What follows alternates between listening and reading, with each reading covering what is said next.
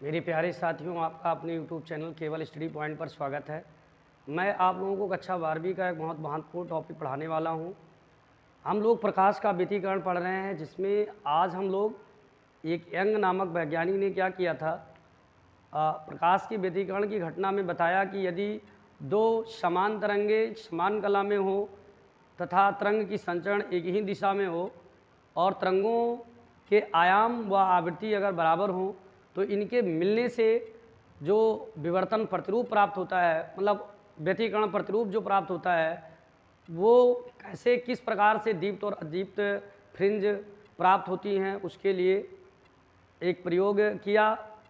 उसी के बारे में आज हम लोग पढ़ेंगे, जिसको हम लोग क्या कहते हैं, यंग के दृक रेखा क्षेत्र प्रयोग में प्राप्त दीप्त अथवा अदीप्त फ्रिंजों की फ्रिंज। तो यंग ने क्या किया, सबसे पहले यंग ने सोचा कि अगर समान आवृत्ति की प्रकाश की तरंगों को लाना है, अगर हम लोग तरंग स्रोत को चेंज कर रहे हैं तो क्या होगी, जो प्रकाश जहाँ से निकल रही हैं उस स्रोत को चेंज करने से आवृत्ति कहीं ना कहीं बदल जाएगा। लेकिन जब एक ही स्रोत से निकलेगा प्रकाश की किरण, ठीक एक ही सोर्स से निकलेगा, तो क्या होगी, उनके तरंगें भी समान होंगी और आवृत्ति भी समान होगा। तो इसीलिए यंग ने क्या किया, सबसे पहले एक प्रकाश स्रोत लिया, एक प्रकाश स्रोत लिया उसने यंग ने, और यहाँ से प्रकाश तरंगों के रूप में निकली ऐसे यूं यूं, फिर यूं, फिर उसने एक गत्ता लिया, एक पर्दा लिया, उसमें दो छिद्र कर लिया और छिद्र को इस प्रकार किया, दोनों छिद्रों को यंग ने, कि इससे दोनों की दूरियां लगभग लगभग समान हो।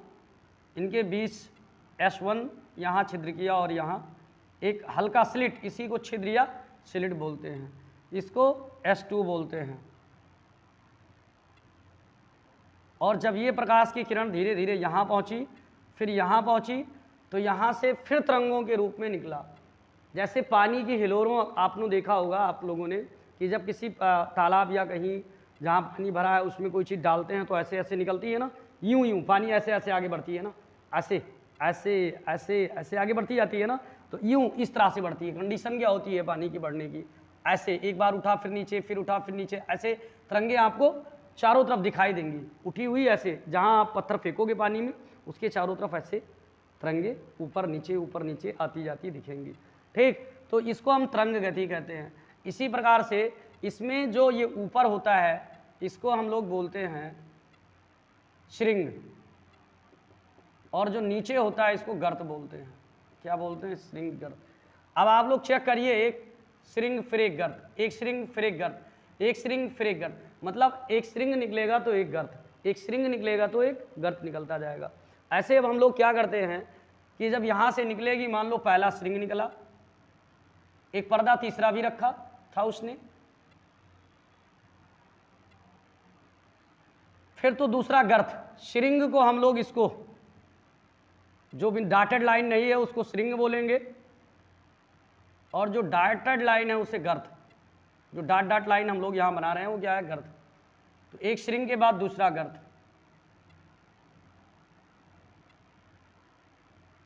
फिर एक श्रृंग, फिर दूसरा गर्त,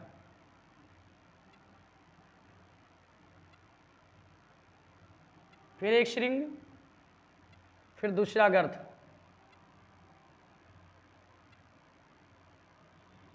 और तरंगे अध्यारोपित होती हैं, उसी को व्यतिकरण कहते हैं। एक श्रृंग एक गर्त। ऐसे इससे भी देखें, पहले एक श्रृंग, फिर एक गर्त, फिर एक श्रृंग, फिर एक गर्त, फिर एक श्रृंग, फिर देखा एक गर्त,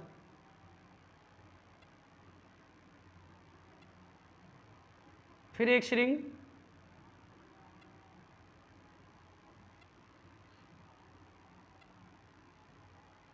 इस तरह से।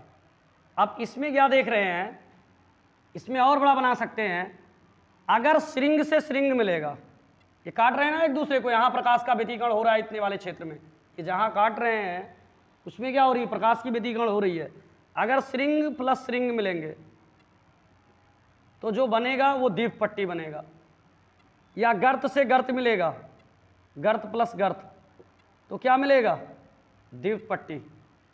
जैसे मान लो एक ऐसे चला, ये आपकी स्ट्रिंग है और फिर स्ट्रिंग से स्ट्रिंग मिल गया, ये पहली तरंग हो गई। फिर दूसरी तरंग में ये दोनों मिल रहे हैं ना, तो स्ट्रिंग से स्ट्रिंग मिल गया, तो क्या होगा, संपुष्टि व्यतिकरण होगा ना। तो ये ऐसे मिलेगा। लेकिन अगर गर्त प्लस स्ट्रिंग मिल गया तो फिर मामला कुछ उल्टा होगा, तब अदीप पट्टी बनेगी। क्या बनेगा, अदीप पट्टी दोनों का। अब ऐसे यहाँ से स्टार्ट करते हैं, देखो यहाँ पर दोनों क्या मिल रहा है, स्ट्रिंग मिल रहा है ना, तो जो पट्टी बनेगी यहाँ क्या बनेगी, वो पट्टी हमारी दीप्त होगी, उसको हम लोग क्या कहेंगे, दीप पट्टी। एक पट्टी बनेगी यहाँ जो क्या होगी, दीप्त होगी। दूसरा देखते हैं इसी के जस्ट बाद, आप देखिएगा बड़े ध्यान से आप लोग, ये स्ट्रिंग और गर्त मिल रहा है ना, तो स्ट्रिंग और गर्त के मिलने से अदीप्त, स्ट्रिंग और गर्त के मिलने से अदीप्त, तो ये अदीप्त किरणें, मतलब एक दीप्त हुआ तो दूसरा अदीप्त, अदीप्त पट्टी। फिर यहाँ देखिए गर्त से गर्त मिल रहा है ना, तो गर्त प्लस गर्त मिलने से दीप्त बनेगा। और ये देखिए आगे श्रृंग से श्रृंग, इसको जब मिलाएंगे एक सीध में जो आएगा सबको एक साथ, तो एक दीप्त क्या बनेगा, दीप्त बनेगा।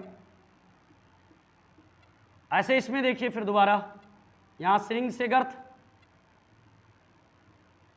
तो श्रृंग प्लस गर्त क्या बनाएगा, एक अदीप्त पट्टी, एक दीप्त उसके बाद एक अदीप्त मिलेगा।